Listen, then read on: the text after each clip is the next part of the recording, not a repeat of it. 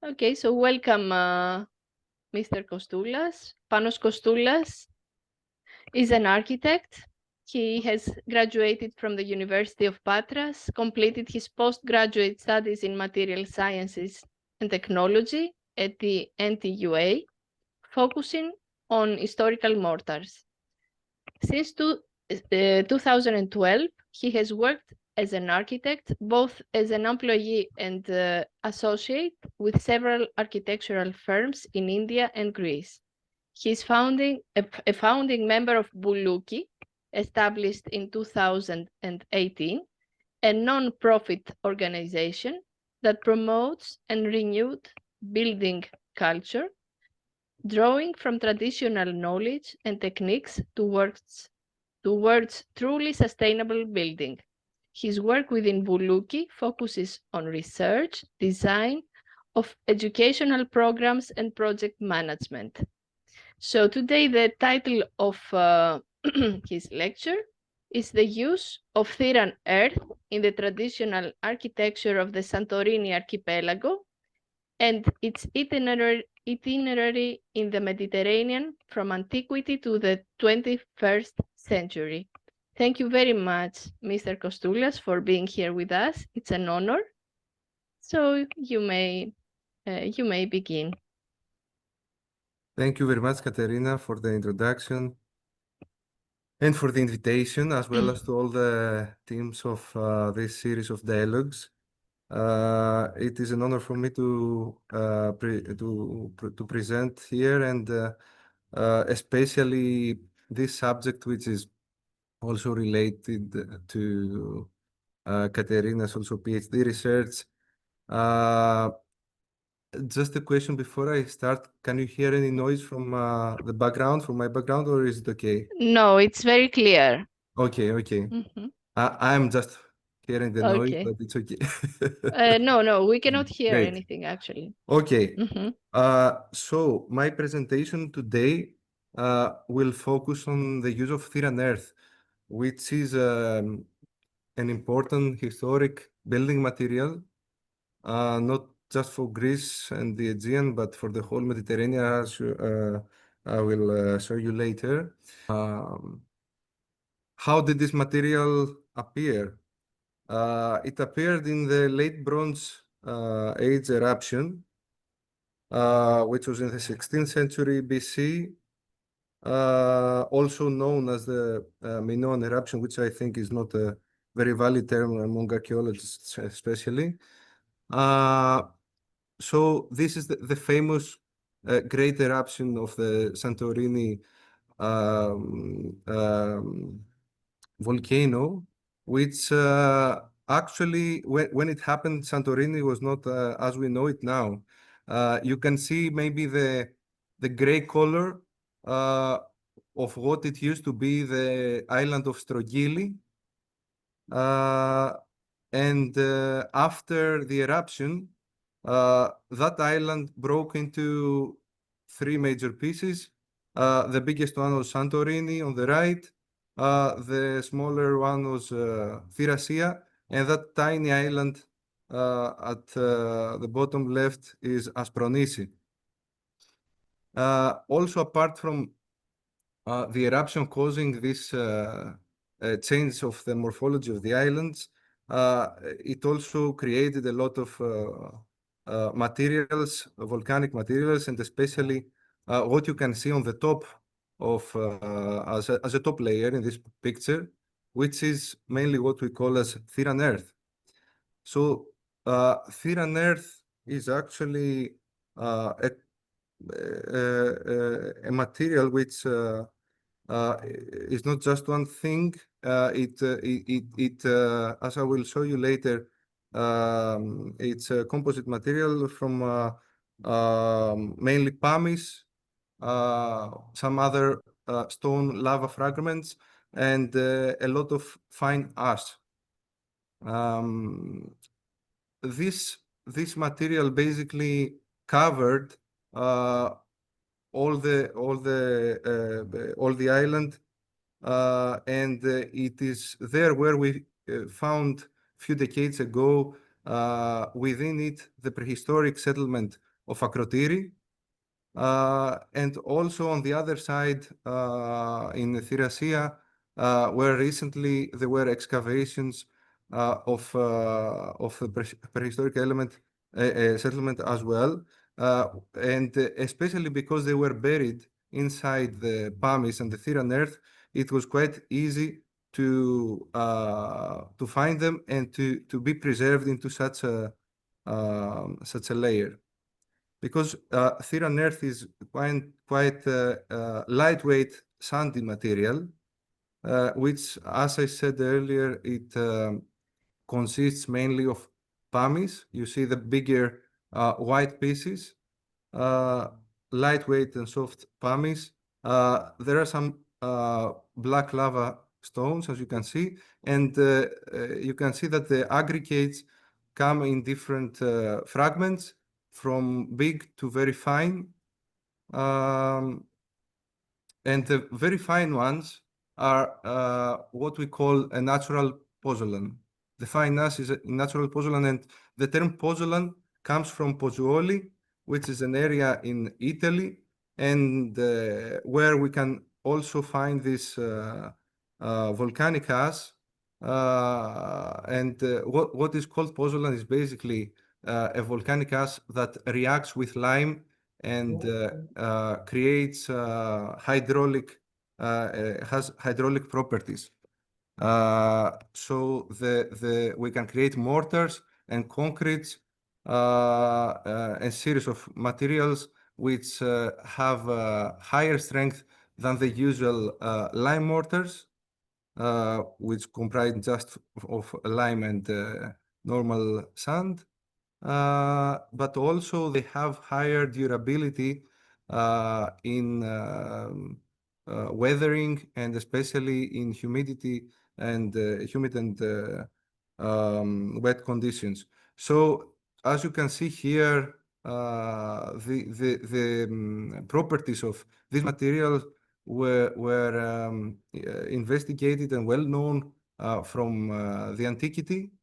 And that's how basically Romans first introduced this technology into the wider Mediterranean, using the fine ash of Pozzuoli to all around the Mediterranean, and creating what we know as Roman concrete.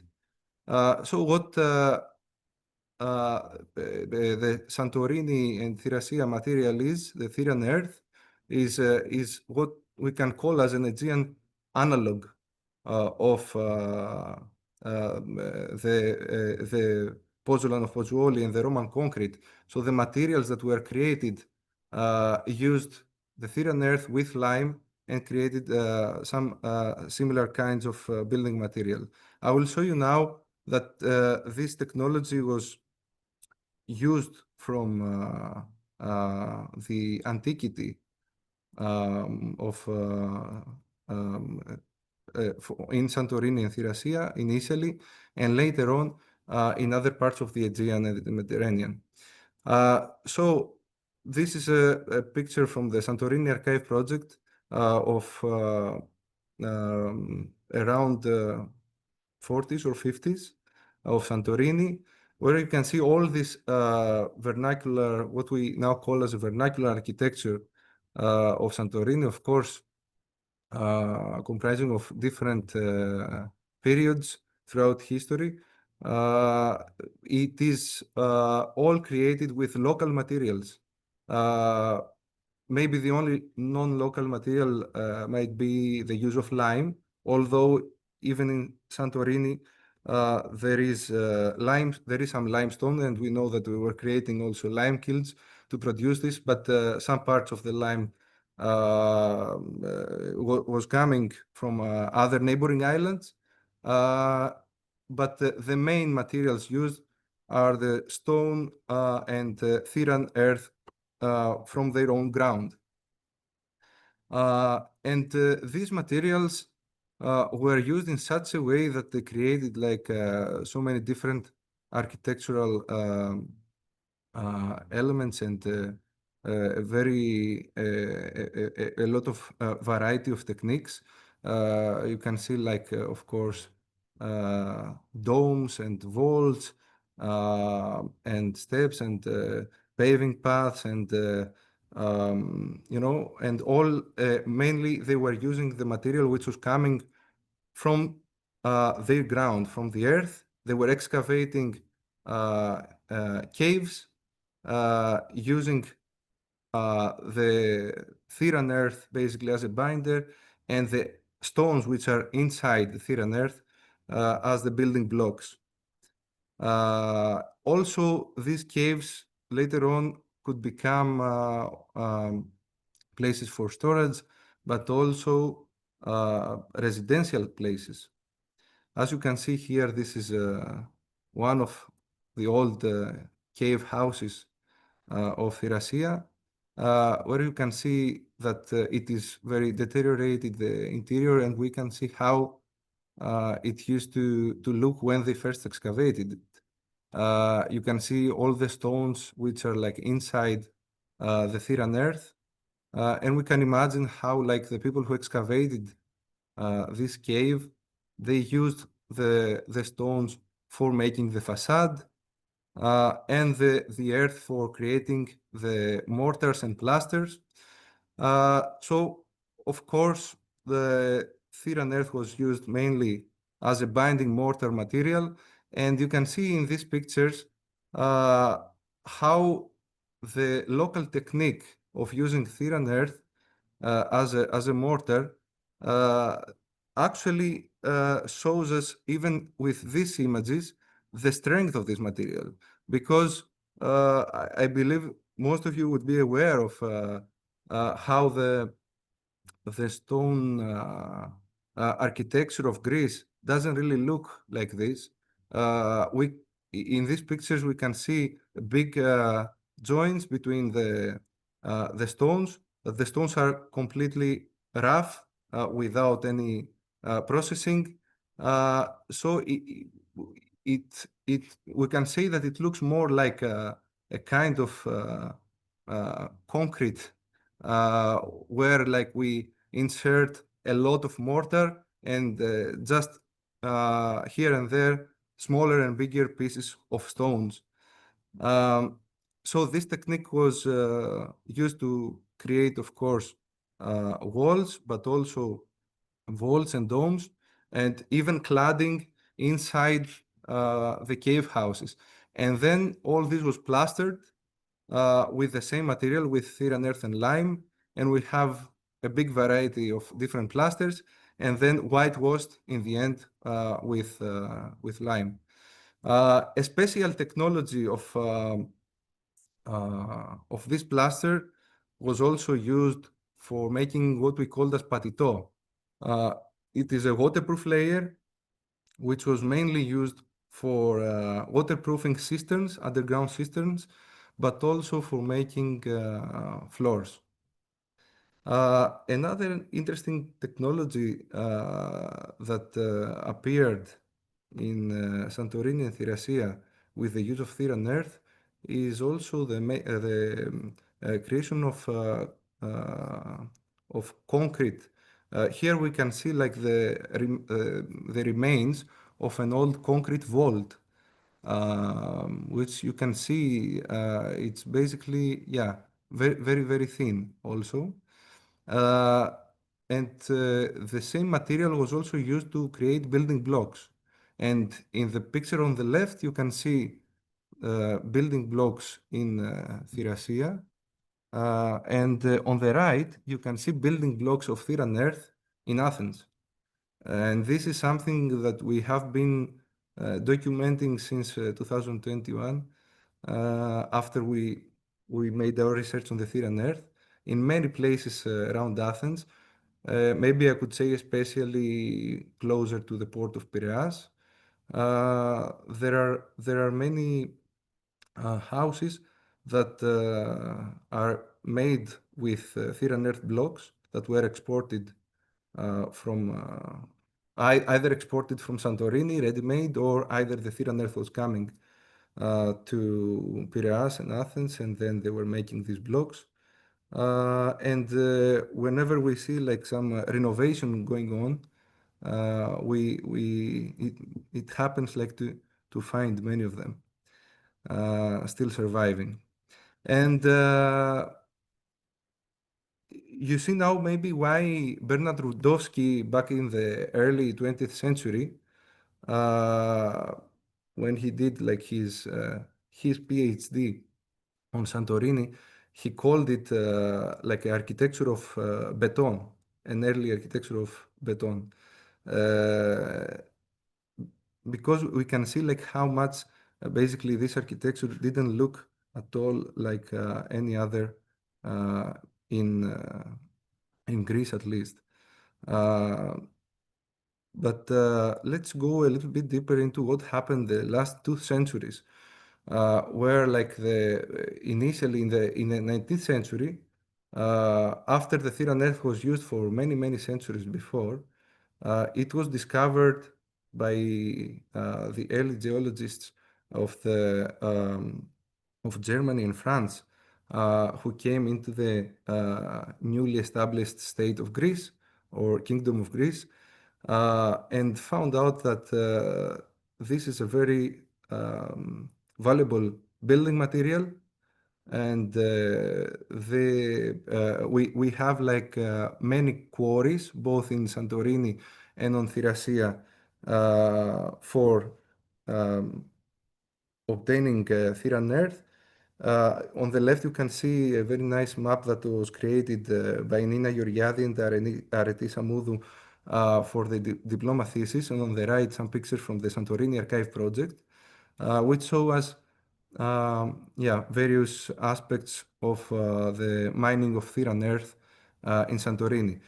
Basically, what we can say about this is that theran earth was found as a valuable building material for creating hydraulic construction um, projects around the Mediterranean.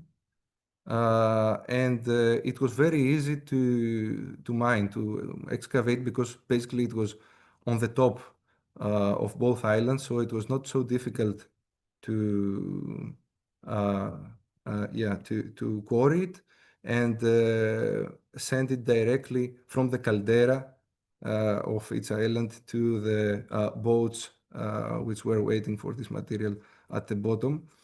But of course, a lot of manual labor was needed for this work, especially during these times. And you might even see some figures of probably Egyptian workers also um, being there.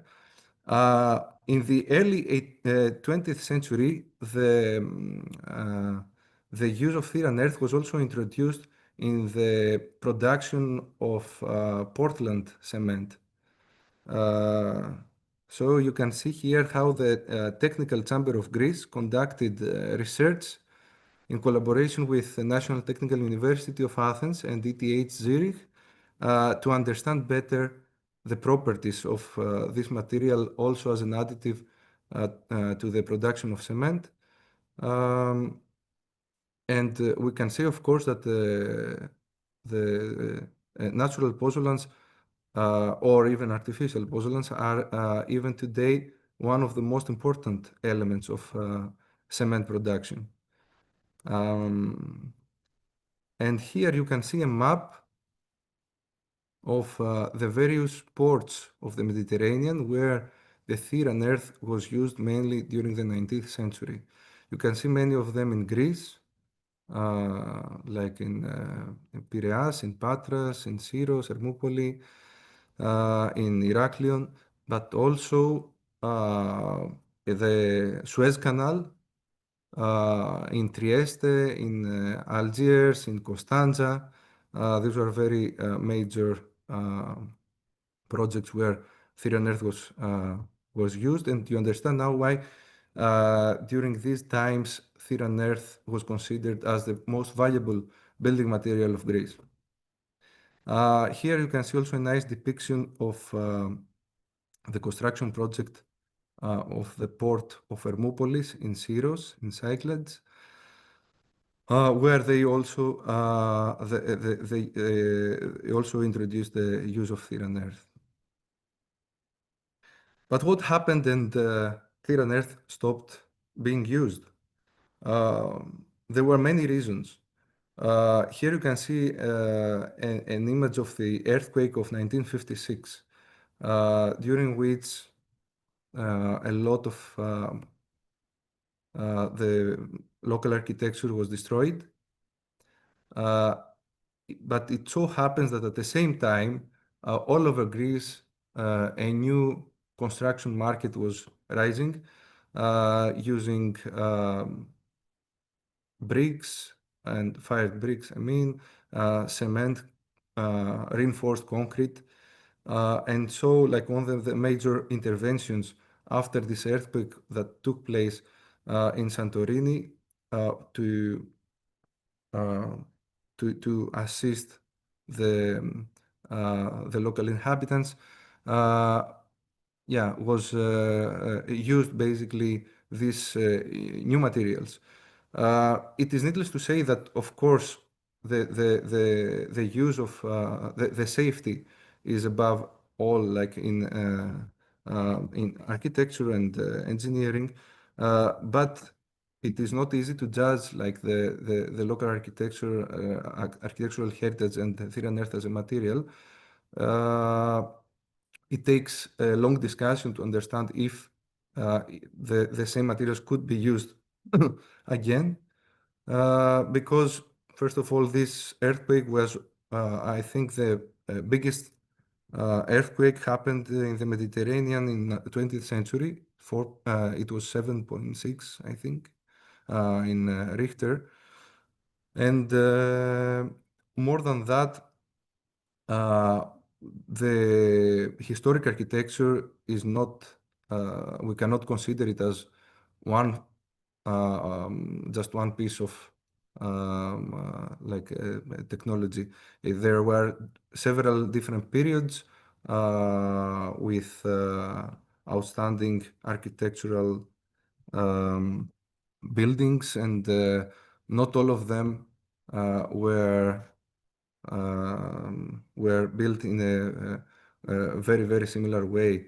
There were actually critiques between, there was actually a dialogue between the engineers of that period, including Koumanoudis, who considered that the architecture of Santorini after the 1850s until the earthquake was somehow diving into like a more a less well-engineered way, since there were not so many earthquakes during the last decade. So it was like the people, it seems that they felt like more safe, and they used less effort basically to construct their houses and other buildings. Anyway, the thing is that, of course, after this earthquake and after like the introduction of reinforced concrete into Santorini's architecture, nothing was like before. And at the same time, there was a big touristic wave starting in Santorini, which also gave pressures to stop the mining in both islands, which happened finally around the 70s. But of course, the use of natural pozzolans is still happening in other islands, such as Milos and Nisyros. But it stopped completely in Santorini and Thrace back in the 70s. So in 2020, our team, Boulouki, began a project which was mainly about rediscovering the local traditional use of theran earth. We call this project Under the Landscape, because we mostly worked in the underground settlement of Agrelia in Thracia. It was a big project which was organized together with the National Technical University, with Technical Chamber of Greece. We got like a lot of support from the Ministry of Culture or the local municipality. We also had a lot of partners like the Athens School of Fine Art that I will show you later, the ETH Zurich, the Efforts of Antiquities, and the Hellenic Survey of Geology and Mineral Exploration, with which we conducted a research on the materials. Here you can see the island of Thrace. It's the smaller island of the Santorini Archipelago that I showed you earlier. We chose to work in Thrace because it's the most untouched place in this archipelago, and especially in the cave settlement of Agrilia, we were able to trace the traditional knowledge. We first of all also conducted ethnographic research, interviewing old masons, craftspeople of the two islands to understand how they use these techniques. I should say that actually even the people that we interviewed that were around 80 years old, most of them, they also knew very little about the use of theran earth. And that was mainly because they started working very early as children, around 12 years old, most of them. And by the time they became adults, the use of cement was so massive in both islands that they didn't use the theran earth at all after that. So our team made a lot of efforts along with the National Technical University's Laboratory of Building Materials of the Architecture School and the Hellenic Survey of Geology and Mineral Exploration. And we analyzed a lot of historic materials of the settlement and the theran earth itself from several outcrops. As you can see, like there are a lot of different materials. Here you can see pieces of the concrete that I mentioned earlier.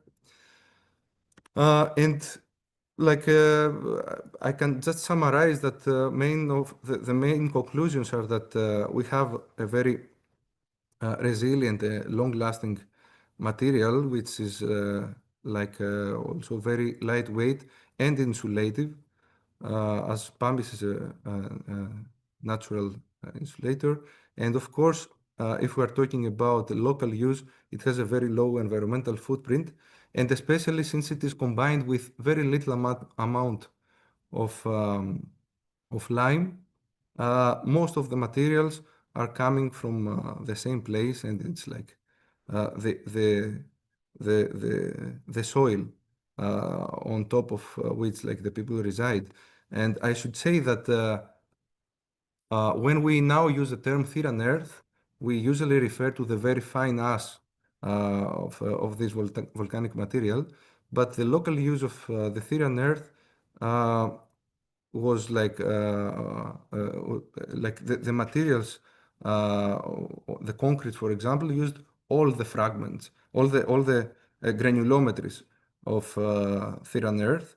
Of course, the mortars didn't use the very big pieces, but again, we can see that the matrix of the material used all the granulometries, for example, from 3 or 4 millimeters to the very fine ash. Here you can see like our effort to reproduce these materials in the laboratory first, to make like different samples and make tests in compressive and tensile strength, but also like to measure issues like the insulation and the humidity that I mentioned earlier. We tried to apply these techniques again into an actual restoration project. So along with discussion with the local community, we chose to intervene in a the first part of the settlement of Agrilla, where you can see here its main church as well, which is still used, although most of the settlement is kind of abandoned, very less inhabitants are still there. This first part is still used, and of course the church is a very important place for the inhabitants of Thrace to visit. So during our project, we decided to restore the dry stone pathway which leads to the church, but also two of the cisterns which are along this pathway. So the concept of the cisterns is that no, the pathway of this settlement was actually the river of the settlement, which was holding water only when it rained, as there is no superficial body water in any of these islands. And so the inhabitants of Thracia and Agrilla, they excavated cisterns along the pathway, and whenever it rained, these cisterns would fill with water, which was then used for agricultural purposes, but also for drinking. So, yeah, we documented these cisterns, and we made a proper study. And then we created, we started implementing a restoration project, which had also an important training aspect. It was a 5-week project during which we worked with local crews, and also we trained young craftspeople from the Santorini Archipelago, but also from other places of Greece, into the use of these materials. Here you can see the process of restoring the dry stone pathway. But since we are talking more about the theran earth techniques, I should focus on the cisterns, where some of them were damaged because of the roots of the local plants, and some of the plaster of the old patito was peeling off. So first of all, we cleaned the cisterns, and then later we restored this place by using the local techniques. Here you can see some of the pictures of the final results before and after. Yes, these are the roots that I mentioned earlier, and this is how basically we restored the parts of the system which were damaged by removing the old layer, the old damaged layer, and by introducing 3 new layers of the theran earth plasters. You can see here the major phases after the cleaning. We have you can see the ground behind, which is theran earth, on top of which we whitewashed, and then we applied the first main layer of the plaster, and then the technique of patito, which you can see on the bottom right picture, that with the use of the local stone, which is called hochlidi, the local craftspeople make the very finely pressured surface, which becomes waterproof. It's kind of similar with Tadelact, if you have heard about it. It's a similar technique. Yeah, and I should also say that an interesting detail that according to the old craftspeople, this final layer that has to be pressed with the stone has to be mixed for more than 7 days, more than a week. So we reproduced this technique in the laboratory first, and we actually we found better results in the mixtures which were daily mixed for a week than the ones which were like used directly. We still don't know exactly why, but this is like an interesting fact of how like there are some secrets in these old techniques that cannot be found just in the laboratory. And if there is no oral tradition or written somewhere, it is very difficult to keep them alive. After all this project, we created this guidebook for the local theran earth techniques, which is also for the dry stone, but mainly for the use of theran earth in all these materials, which is like openly available through our website.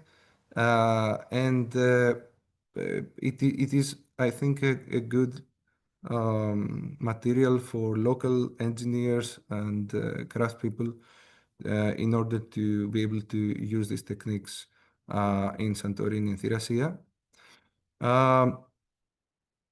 During this project, we, apart from the apprenticeship, we also had students from architecture schools of the 88 series and other parts of Europe and Greece, which contributed to the project, but also we had the collaboration with the Athens School of Fine Arts, where young sculptors were able to experiment with the very same materials that we were using for the restoration, and particularly mortars and concretes of theran earth and lime. And they created sculptures like this, which showcased the strength and the various possibilities of these materials, not just as a tangible heritage, but also as materials for the future. Our project concluded the next year with an international symposium and exhibition, which took place in both islands. There was a large exhibition in Santorini showcasing the work we did, but mostly the importance of theran earth into today's world as well. And the international symposium with important keynote speakers from all around the world, which discussed with young PhD students about the future of our landscapes, our heritage landscapes, but also including roundtable discussions with academics and local authorities for the future use of theran earth. And I would like actually to conclude with this question: what would be the future of theran earth? Our team is promoting its sustainable use from excavations. Maybe you know that already anyway, right now in all constructions happening in Greece, the excavation materials have to be recycled in some way. But we can see that this material, which was once upon a time be considered as the most valuable building material of Greece and was exported to many places of the Mediterranean, can at least be used for the local construction needs to preserve its tangible and intangible heritage, and also promote the low environmental footprint practices, since it is very, very local. And yeah, we think that this is one important way to move forward. That's it. Thank you very much. I'm open to any questions you might have. Thank you very much, Panos, for this very interesting lecture about this magical element, the theran earth. So I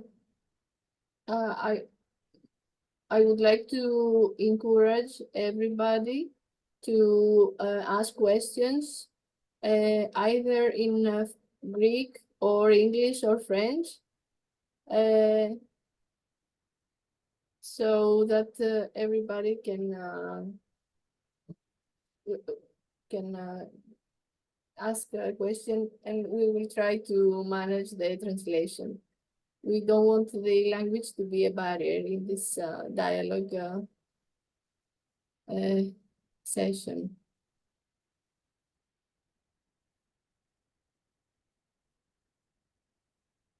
I would like to ask a question to Panos Kostoulas after thanking him again very warmly for this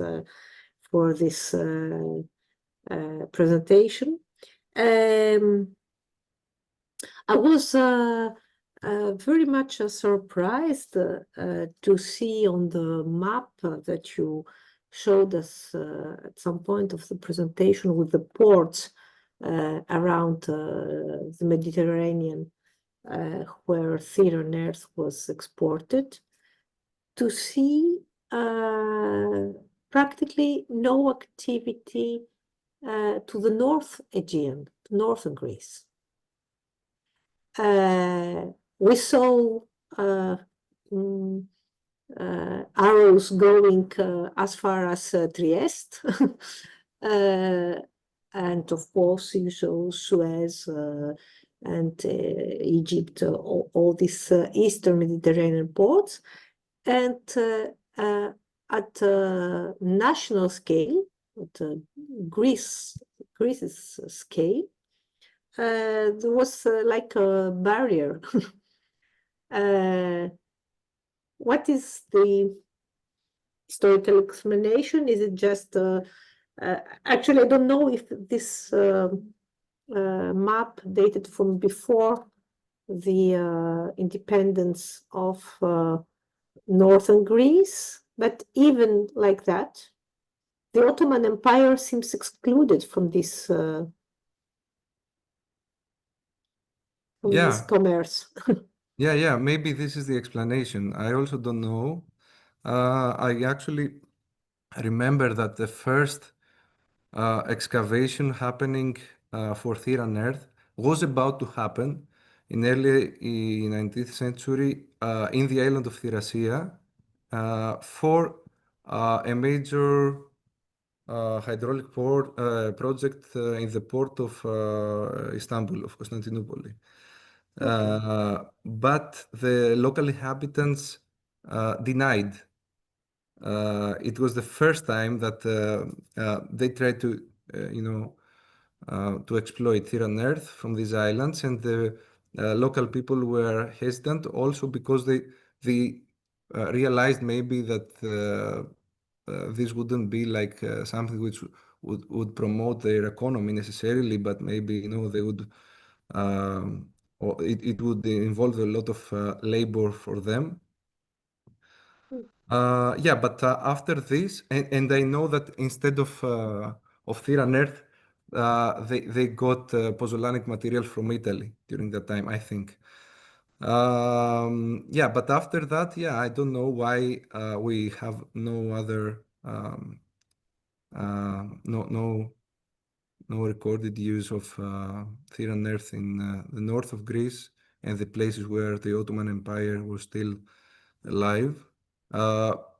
Maybe they were, but they are not depicted in this map that we made with the major ports. So maybe it's a question of archive recordings, archive research. It's I think it's an interesting point. Crete was not I don't know, was not independent by the time, but okay, it was very near. Yeah. Maybe I should also mention that during the first excavation which happened in Thracia for getting for exploiting theran earth, this is when there was the first evidence of archaeological sites. And this is when it was the first site, I think, that was decided to be excavated initially by the French school. Yes, indeed. in 1867 or 76. I'm not sure which. I think it's 67. Yeah, I don't remember. If I may, I would like to stress that in the buildings that we have, like in northern Greece, the eclecticist or neoclassical buildings, we don't have actually neoclassical in northern Greece, but we definitely find theran earth or the pozzolanic earth inside the mortars. I don't know where it comes from actually, but it definitely exists. It is documented that the stability of the strength of the mortars lies on the theran earth, on the use of theran earth. Maybe it's not theran, okay? Maybe actually it's Italian, or it's southern Italian. But it exists. It used to be the most important for the expensive constructions in northern Greece. Yes, And in indeed. all Greece, maybe.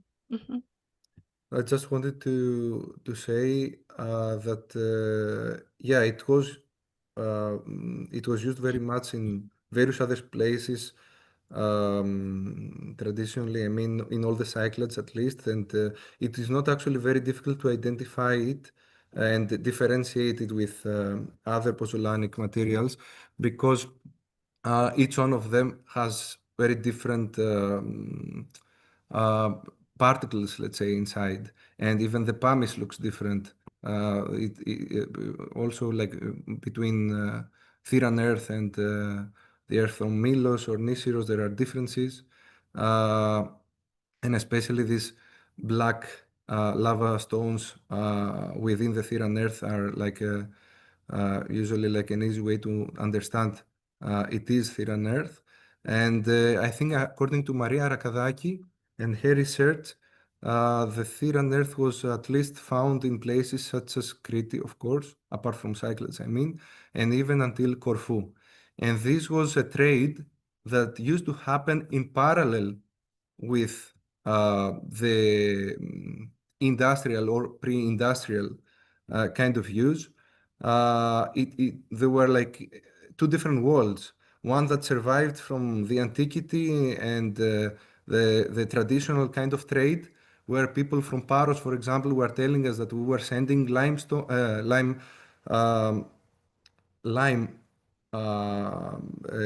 in Santorini, and we were getting theran earth from them. And we have actually found traces of theran earth, yeah, apart from Paros, also in Amorgos, in Ios, in Sifnos, in many islands of the Cyclades. Yeah. Maria Petra, I think you have a question. Γεια σας. Γεια σου, Μαρία. Γεια σου, Πάνο. Μπορείς να μιλήσεις στα ελληνικά και θα κάνουμε την... Ναι, όπως θέλεις. Για την όλη προσπάθεια, την πολύ σημαντική που μας εμπνέει όλους, όπως αυτή που κάνει το Boulouki. Εγώ θα ήθελα να βάλω ένα σχόλιο σε σχέση με αυτά που πολεοδομικά αυτή τη στιγμή συμβαίνουν στα νησιά μας, γιατί έχει πολύ μεγάλη αξία.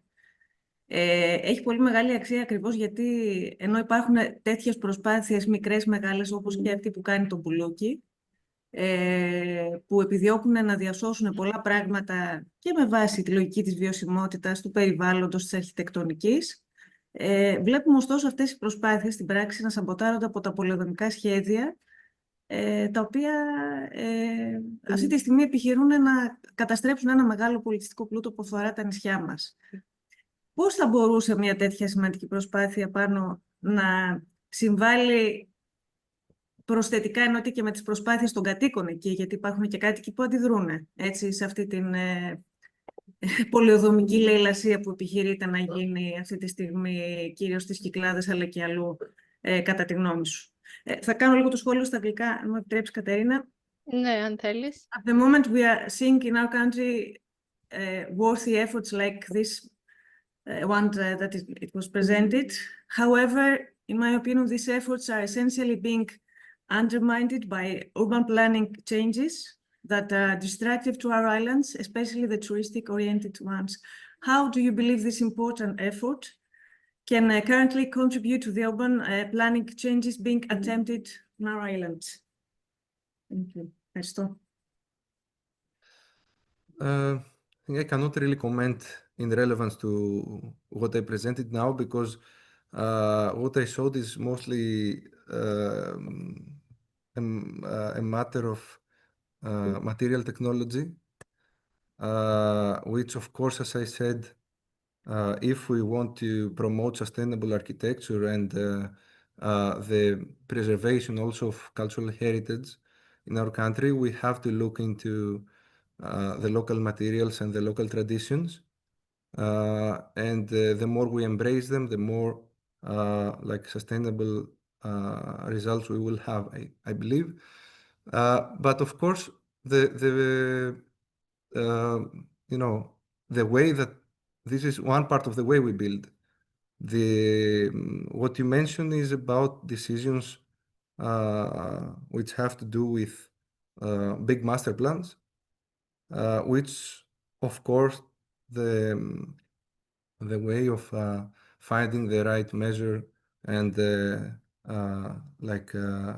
being able to prevent basically over construction that has been happening in Santorini for so long. It is another parallel effort. It doesn't matter if we're using theran earth. It won't be sustainable if we overbuild Santorini in the end. No, of course, like or any kind of natural material. Then it becomes a matter of urban scale and design.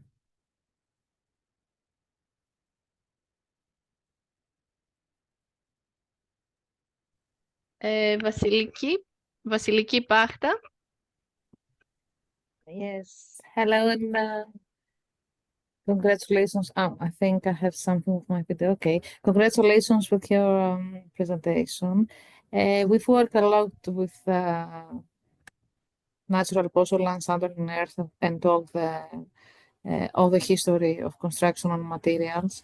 And in order to add something to make an input to your previous discussion, is that Santorini earth is the first natural pozzolan ever used in constructions from the prehistoric era.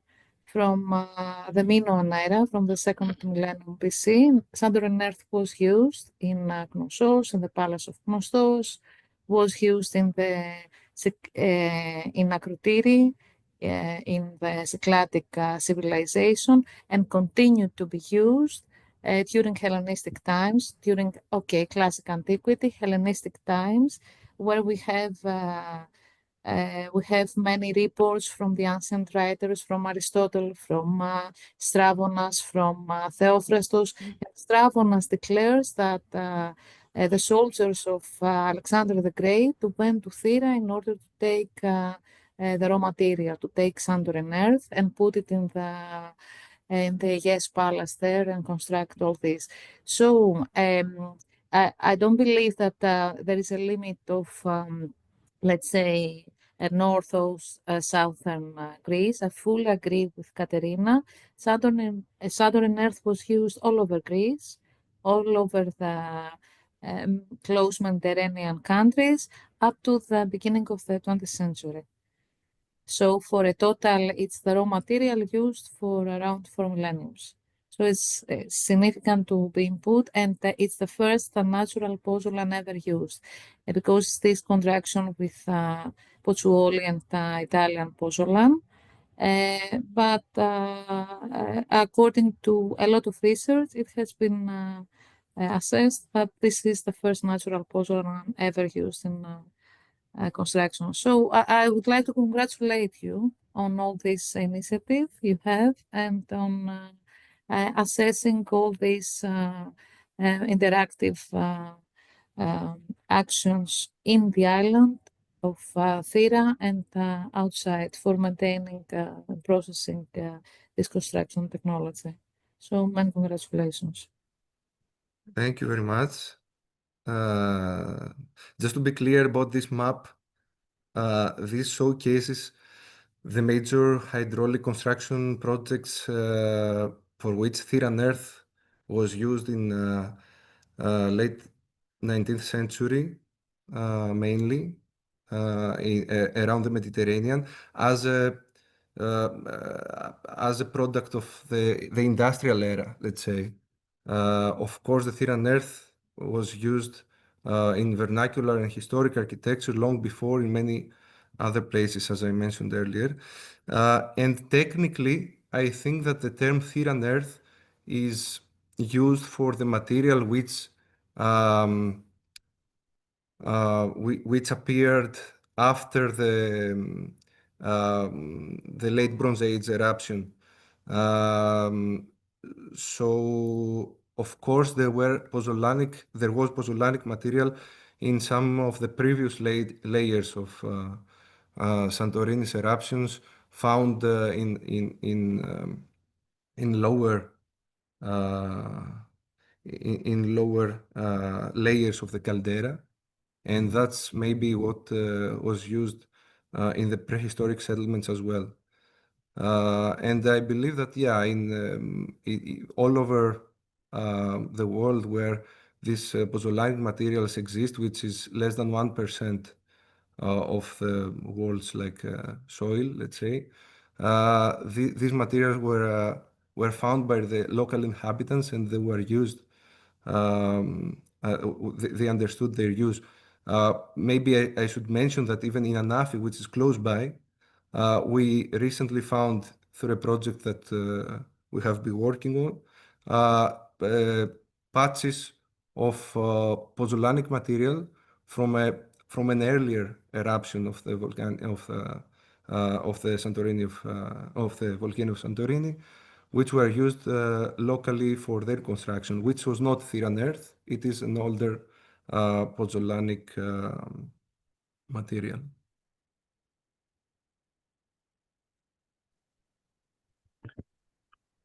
Can I ask a question? I don't know why I cannot find the little hand, but if I may ask a question. You said that now we're thinking about the future. So let's talk a bit about the future, because we know that, after the earthquake, all the builders lost the confidence in this material. So we are trying to bring it back because it was replaced. It was replaced by something stronger, the beton, the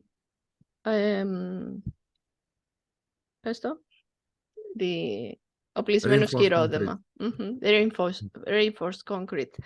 So how far can we hope now that theran earth can be used again, given that it is a material that is it's not infinite, it has limits. We cannot quarry, we cannot dig, we cannot export. So how promising can be that? What are your thoughts about this? About the use in modern structures or...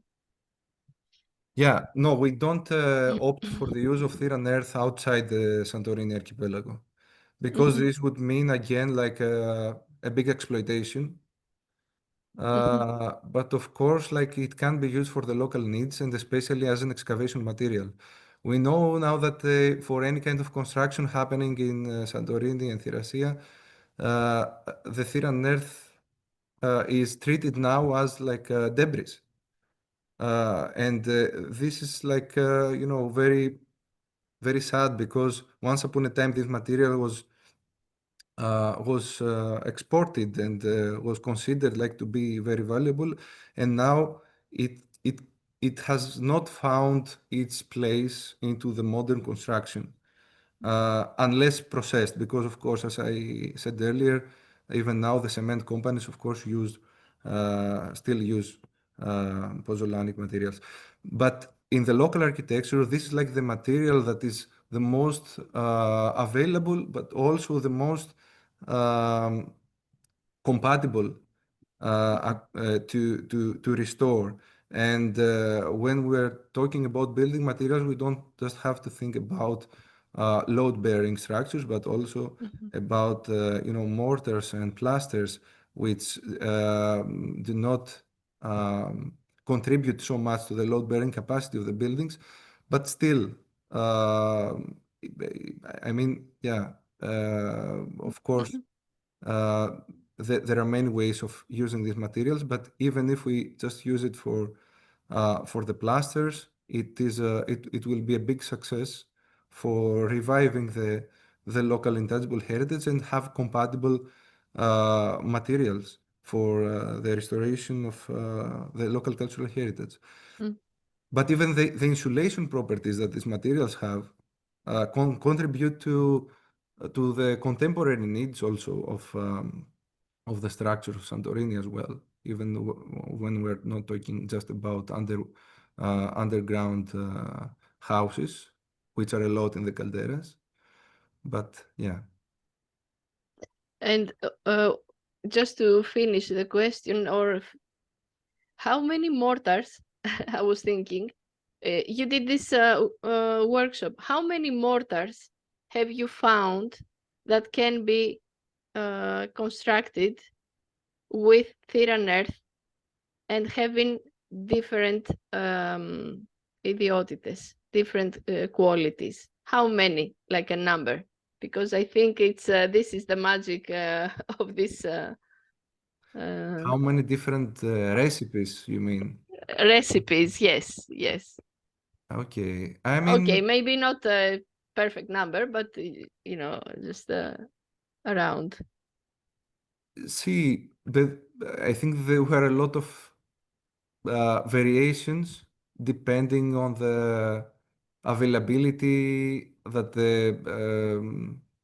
the people who built it had. For example, if they wanted to not use so much lime because that was the only expensive material to bring in, they would use more theran earth. So it was even in proportions 1:6, 1 part of lime and 6 parts of theran earth. We have even found this, which is like very and we were told about that they were even using these mixtures. So the proportions ranged between 1:1 to 1:6, for example. And the kinds of mixtures were like different for plasters, different layers of plasters, for the patito, as I mentioned earlier, the floorings, the mortars, the concretes. There were different compositions for all of these. That means a few dozens, or maybe more. Yeah, of course, like some of them were more optimized and more like Yes, working better, but yeah. Yeah.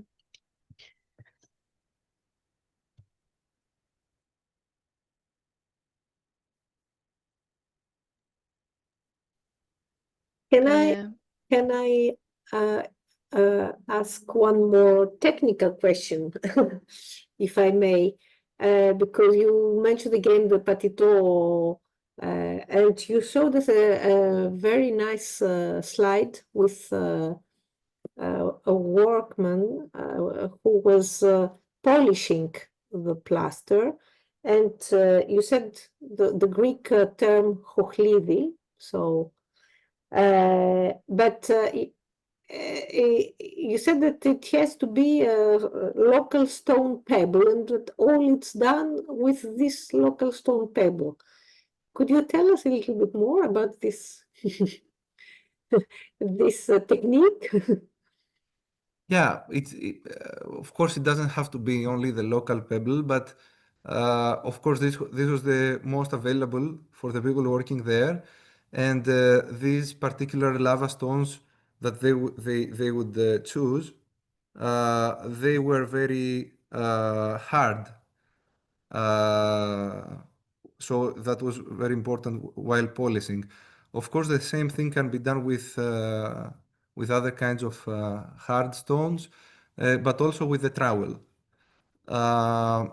They they didn't prefer the trowel when they were working in more curved surfaces.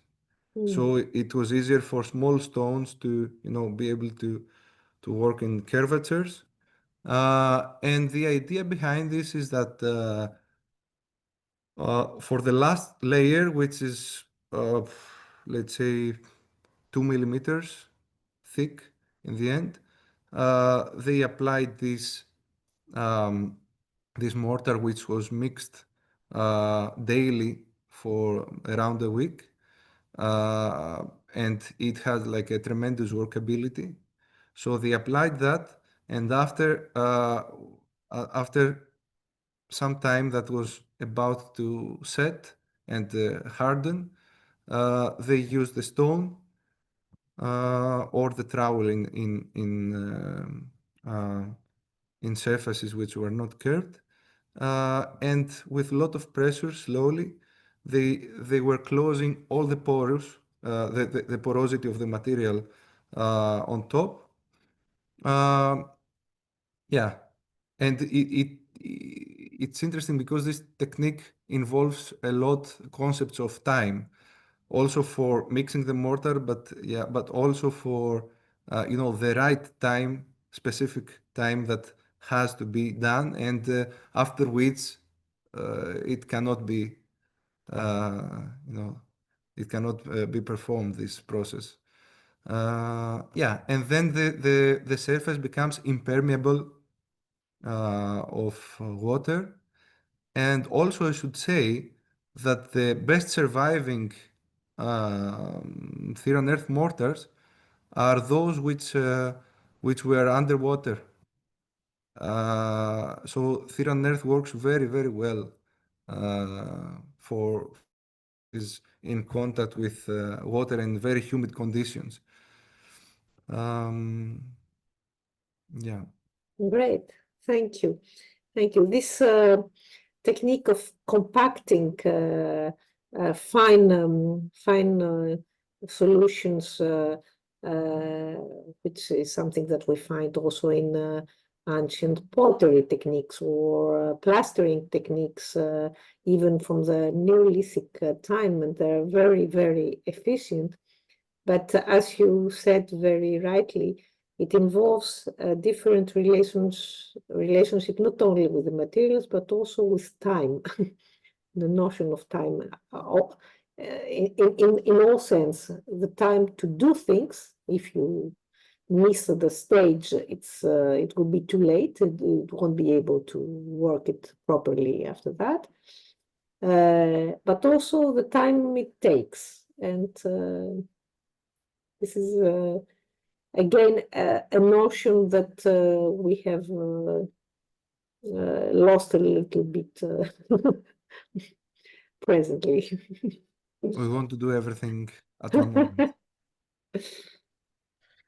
Okay, we have one question in the messages saying that if you have looked at any comparative studies for the volcanic region of Cappadocia. Thank you. This is by Veronica Callas. Thank you, Mrs. Callas. If you have... No, we haven't really had the time to make any comparative study with other areas, apart from looking into another big project about Roman concrete, where we also had Professor Mary Jackson from the University of Utah, who has a lot of experience working with natural pozzolans, and she was like leading scientist in this project about Roman concretes. No, but nothing else apart from this. Don't know, maybe Vasiliki Pachta, who has a long experience with a lot of pozzolanic materials, could have an idea about this. I don't, but we didn't. look into it.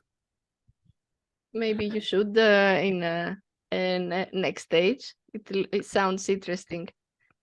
Matera in southern Italy is one of the closest morphologically relevant to Santorini. We have studied it with Professor Palivou and Iris Tsahili, but it's a totally different construction type because of the local construction elements. They are stone buildings. They are carved inside the stone. So different elements in geological conditions make different morphological constructional sites. So maybe Yeah. Cappadocia is something more similar to Santorini, maybe. Maybe. I should say though that not all volcanic materials are the same. Even in Santorini, there were various so many eruptions throughout its history, but very few layers are associated with pumice and pozzolanic material. So yeah, I don't know about the case of Cappadocia, but yeah, for example, Matera is also a different case, that different geology, as you said. Although for the caves and the like troglodytic kind of structures which exist, yeah, in various places of the Mediterranean, this might be a similar concept of dwelling.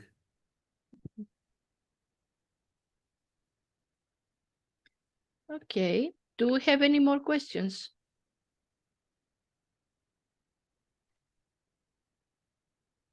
I think not. Okay, so we have to thank you, Panos, for your wonderful lecture.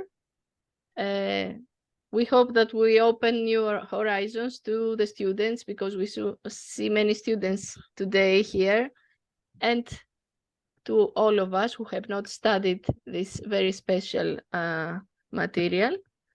And may I say a few things about the next online lectures on our dialogues on the 26th of May. That means next Monday. We will have as a lecturer Dr. Zeynep Perez, associate professor from Turkey, who teaches at Istanbul Technical University and focuses on archaeological site preservation and rural architecture. And the title of the next lecture will be An Ethno-Archaeological Approach in Reading the Wooden Architectural Remains Exposed in Archaeological Excavations, a case study from Eastern Thrace. So hopefully we will all meet again there on Monday, next Monday. And thank you all very much for attending our lecture today. Thank you, Panos. Thank you very much. Thank you very much too. Thank Γεια σου, you. Πάνο. Ευχαριστούμε. Γεια σας, γεια σας.